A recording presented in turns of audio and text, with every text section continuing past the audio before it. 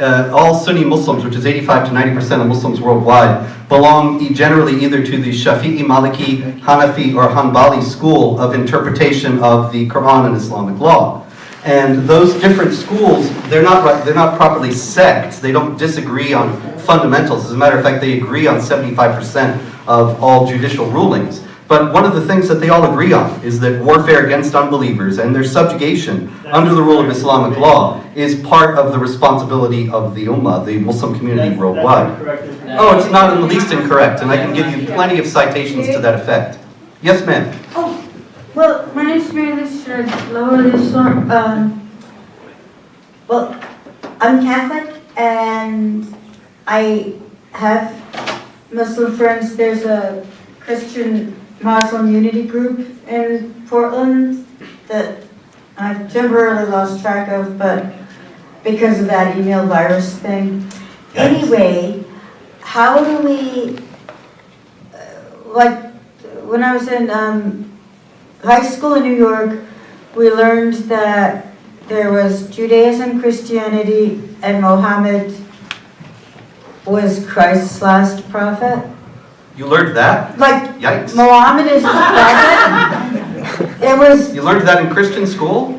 no, high school, but, Oh. no, I happen to be Catholic. I went But to that's public not school. something that either Christians or Muslims believe, so Well, it I seems don't know, very they said that, like, I mean, With that what you may be thinking of Christianity, is there could be that what you may be thinking of is that the teaching of Islam is that Muhammad is the last prophet, that Jesus was a prophet, Moses was a prophet, there's a whole string of prophets, and that Muhammad is the last one. And so, so if it's historically this way, then why would Muhammad be an enemy of Christ? Or, I mean, now it's coming across like well, Muhammad that. doesn't consider himself to be an enemy of Christ. Muhammad Well, considers Christ to be a prophet of the same religion that he taught. And this is taught in the Quran. And Moses was before Christ, and it's Yes. just a continuum. Yes. What's And- taught in the Quran also, though, in chapter 5 verse 17 and 572 is that those who say that Allah, unbelievers are those who say Allah is the Messiah, Jesus the Son of Mary. That is, that those who profess the divinity of Christ are unbelievers. And so traditional and Orthodox Christianity is ruled out. It's a very different view of Jesus in the Quran. Oh, because they believe in that Mary is important. Yes, indeed. Well, anyway, like the problems that Christians are having, like with Ma'am? the anti-abortion stuff, how can we get Christian Muslim unity against this? You know, like against the stuff that you said. Well, you'd have to find people of like mind who agree, and then they can work together. I just want to make... No, I wasn't trying to be a dialogue. I wasn't trying to talk. Yeah, it's not just about that. I just want to make sure that everybody who has a question has time to ask their question. We're on a set time limit, so... First of all, thank you for coming. Thank you. I've actually looked at the website. I like it a lot. Thank you very much. So kind of a two-part question here, though. So you talked about Boko Haram earlier. Uh-huh. I don't know if you know a whole lot about Nigeria's history before that, but would you say that the kidnapping of the 300 girl, outside of the fact that it's 300 people, is more brutal and heinous than what went on with the southern oil gangs in Nigeria, with the kidnapping and the mass rapes and the murders? I don't grade atrocities. I'm not really interested.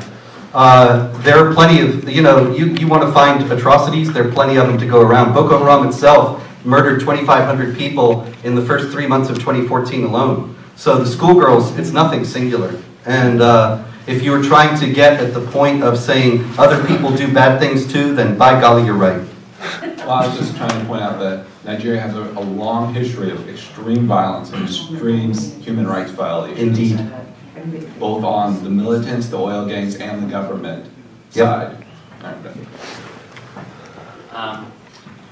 Hi everyone. Hi. My name is Khalid. I'm also a practicing Muslim, and I have a lot of things that I not point out that actually I think you misrepresented, but I will not speak about it because Fire away. Yeah, But let's talk about it.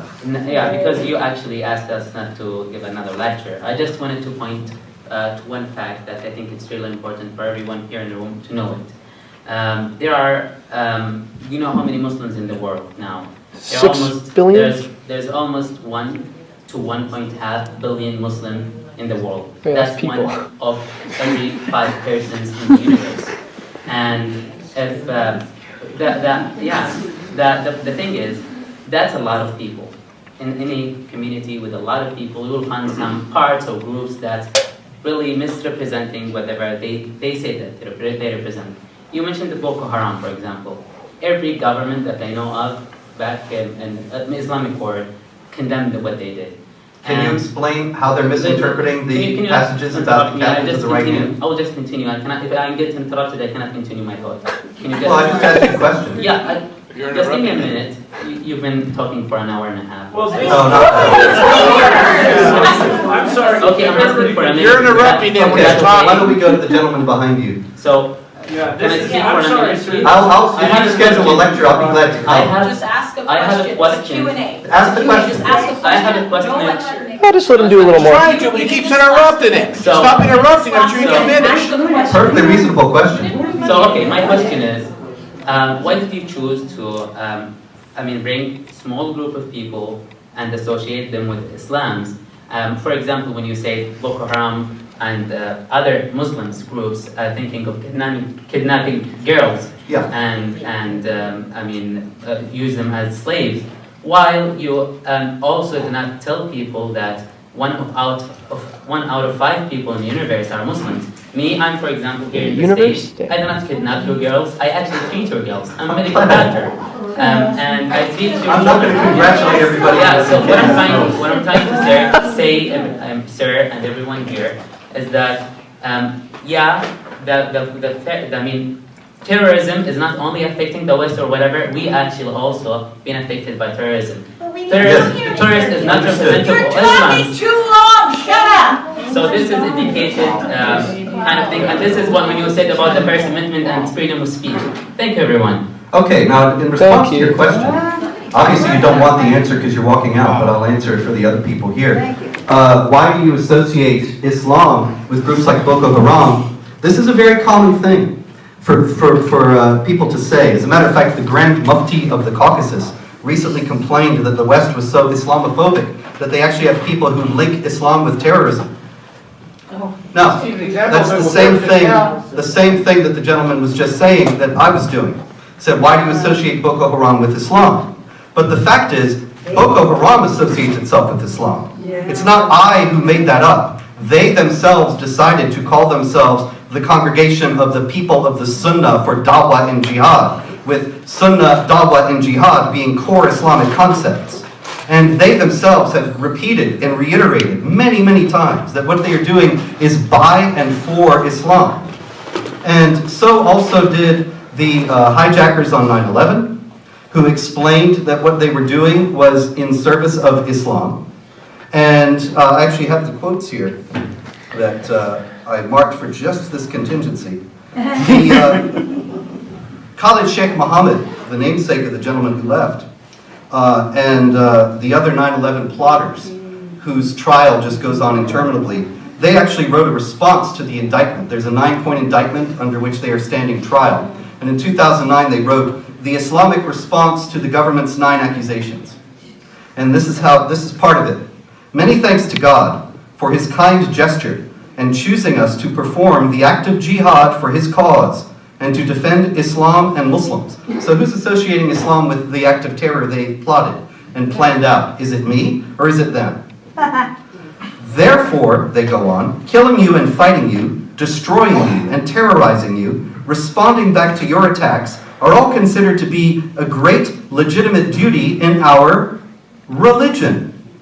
So who's associating their religion with their acts of terror? Me or them? "These actions are our offerings to God." And they ain't Methodists. Which God do they mean? "In addition, it is the imposed reality on Muslims in Palestine, Lebanon, Afghanistan, Iraq, in the land of the 2 holy sites, Saudi Arabia, and in the rest of the world where Muslims are suffering from your brutality, terrorism, killing of the innocent, and occupying their lands and their holy sites." Now see, he's listing these grievances, but then they come to the point. "Nevertheless, it would have been the greatest religious duty to fight you over your infidelity." They're saying, you're doing all these terrible things to us, But it would have been the greatest thing to fight you because you don't believe in what we do, because of your infidelity. So who's associating their religion with what they did? You are. What sect is it that you're talking about? You're not at the mic, so you're here to ask a question. Yes, sir. Yes. It's a two-part question. Do you feel like your studies here have helped you identify people who are going overboard as opposed to people who just quietly play in a room? And what tie-in do you see? You know, Christians have gone overboard. You know, there's David Koresh, there's John Brown, there's Jim Jones. So how do we tell, irrespective of their religion or their politics, that they're going overboard and there need to be some intervention? Okay, thanks. Nobody ever said that jihadis are the only people doing evil in the world. Nobody ever said that the Islamic Jihad is the only evil that has ever been done. So people can point out all these, David Koresh and everything, that's fine.